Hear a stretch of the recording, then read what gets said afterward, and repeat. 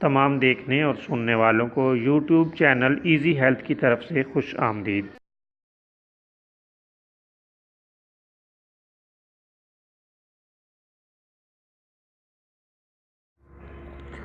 आज जो वीडियो हम आपकी खिदमत में पेश कर रहे हैं, इसमें बच्चों की खांसी का इलाज बताया जाएगा।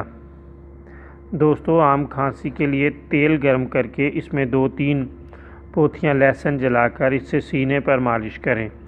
इससे सर्दी की खांसी को बफज़ले ही ताला बहुत जल्द आराम आ जाता है।